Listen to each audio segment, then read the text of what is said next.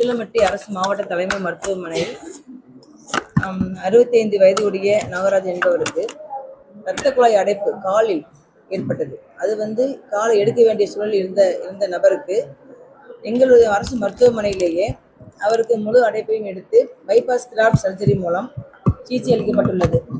அதற்கான முழு ஒத்துழைப்பையும் எங்களது அறுவை சிகிச்சை நிபுணரும் மற்றும் அவருடைய assistant doctor Poornaraj sir, doctor Balamurali sir, Kashmir and Jagadish sir, மயக்க மருந்து நிபுணர்கள், மருத்துவமனை குழு அனைத்துமே சேர்ந்து இந்த நோய்க்கு சரியான சிகிச்சை அளிக்கப்பட்டிருக்குது. விரைவில் குணமாகி உள்ளார். அவருக்கு இப்பொழுது அந்த ரத்த குழாய் அடைப்பு போயிட்டு அவருடைய பல்சேஷன் எல்லாமே நார்மலாக ஃபீல் பண்ண முடியுது. மேலும் இந்த மருத்துவமனையில் பண்ணுறது இதான் முதல் தடவை, மதுரை மாவட்டத்திலேயே முதல் தடவை டிஎம்எஸ் சைடு மூலமாக எங்கள் டிபார்ட்மெண்ட் சைடு அது முதல் தடவையாக பண்ணப்பட்டிருக்கு. ஒருவேளை பண்ணலன்னா மதுரை ராஜாஜி மருத்துவமனையில் பண்ணனாலும் கொஞ்சம் லேட்டாக பண்ணியிருப்பாங்க. பட் உசிலம்பட்டி இந்த வசதி இருக்குது என்பதை பொதுமக்களுக்கு தெரியப்பட்டு சந்தோஷப்படுகிறேன்.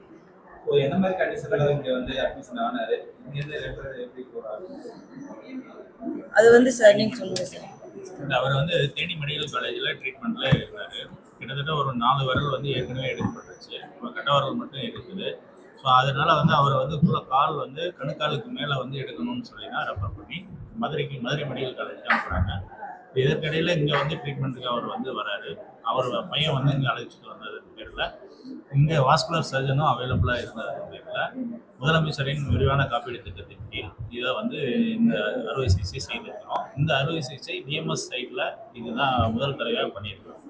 ஸோ அதே மாதிரி இந்த மாதிரியான வாஸ்குலர் கேசஸ் நிறைய பண்ணுறோம் அப்படின்றது இந்த ஏரியா மக்களுக்கு தெரியணுன்றதுக்காக அதான் இதனோட நோக்கமே. நிறைய நம்பர் ஆஃப் கேசஸ் பண்ணிட்டு இருக்கோம்.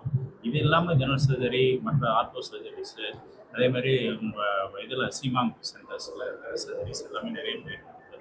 ஸோ இந்த இதை பார்த்தீங்கன்னா காலை முழுவதும் எடுக்க வேண்டிய ஒரு நிலைமையிலேருந்து இப்போ நார்மலாக நடக்கிற அளவுக்கு கொண்டு வந்தாச்சு. இப்போ டோட்டலாக இப்போ பல்சேஷன்லாம் நல்லா இருக்குது. அவர் இப்போ முழு லிம்போட அந்த ஒரு இடது கால் முழுவதுமாக எடுக்க வேண்டிய சூழ்நிலையிலிருந்து முழுவதுமாக கம்மி.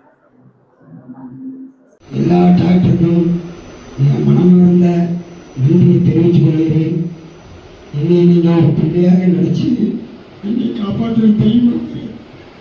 பழங்குடியினர் அவர்கள் ரொம்ப வேண்டியது ஆண்டிபுரத்தில்